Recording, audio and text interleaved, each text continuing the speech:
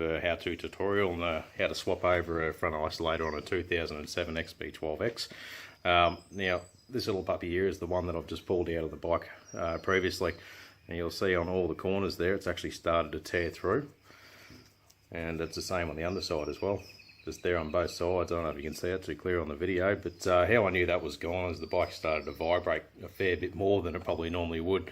I could feel it in the seat of my pants, especially through the handlebars, and it was actually after doing quite a few consecutive wheelies on the bike, so a little bit of extra strain and everything just might have finished her off. So yeah, if you feel anything irregular, check it out, because if you're out in the middle of nowhere and this thing lets go completely, you're in for a world of grief. But what I'll do now is I'll give you a bit of an idea of the tools we'll need to do the job. So I'll be back here in a sec. Now, as I was just saying, we've got a little bit of a group of items here. We've got we start off with a torque wrench, which you'll need to torque up all your isolator bolts to spec.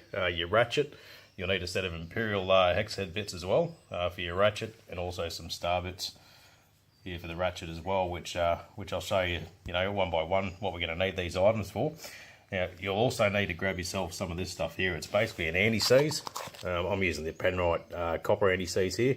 You'll need to coat your isolator bolt with this product here. If you don't, what can happen is it'll obviously seize up in between the aluminium frame and the steel bolt itself, and you've got a chance of causing yourself a bit of grief if that does actually set itself in properly. There's heaps of horror stories about these things seizing up, and people having to get out angle grinders and all kinds of different techniques, and it turns a 20-minute job into pretty much a 2-day job by the time you get around to the end of it.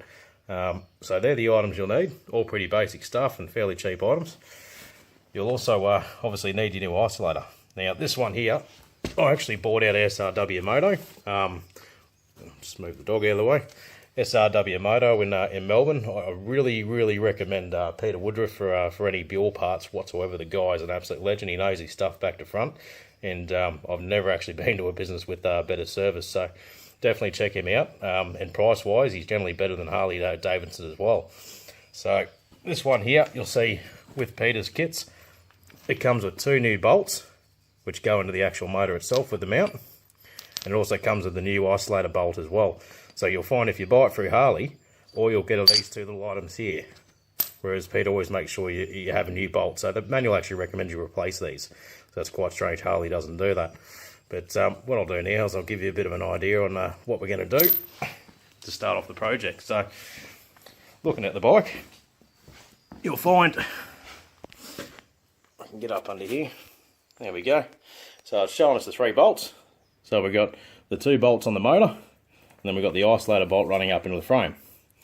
Now, first thing you're going to want to do is take off this little star hex bit for the actual clutch cable that runs down off that mount, because if you try and leave that on there and take that mount off, obviously you're going to be pulling on this cable, which you don't want to do. So just take that one mount and that bracket will come loose and fall off.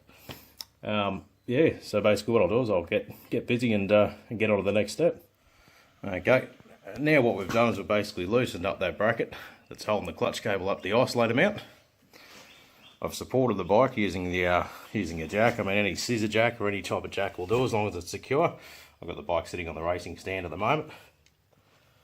You'll see it's perched nicely underneath towards the front of the exhaust, holding the motor up, because obviously as we drop this isolator, the motor's going to want to fall from the frame. So definitely have that suspended.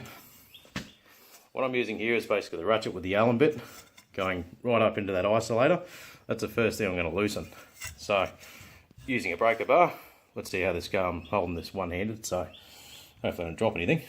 And I'll go to the left, hopefully. There we go. Look how easy that comes off. There we go, and she's loose. Alright, so I'm turning to the left as I'm looking at the front of the bike. Make it go loose. Now, what I'm going to do is I'll put the camera down so I don't scratch anything. I'll take out that isolator bolt, so I've still got a little bit of a thread in there, but then I'll loosen up the 2 bolts holding on that bracket to the motor, the cylinder head, and then basically that'll take it straight off. We're right to put the new one on. Alright, so I've basically done the reverse of what I just showed you to pull that off. What I did to start off is I put these 2 little bolts that run through to the cylinder head in nice and loose, and then located that isolator bolt, the main bolt that goes up through the frame, first into its thread. Always do it by hand, never use a tool to start a thread. Basically, once I located that thread and I wound it up to the point where it started to become a little bit more firm, I did up these to torque, which I'll put at the end of the video, straight out of the manual, and then I tightened this one up to torque as well. So now all 3 bolts are done, and I put my little bolt holding in that clutch cable bracket back in the isolator, and she's ready for riding. So pretty simple job. Realistically, it'll probably take around about 20 to 30 minutes from way to go, taking your time and being careful. Any questions, post them up after the vid. Cheers.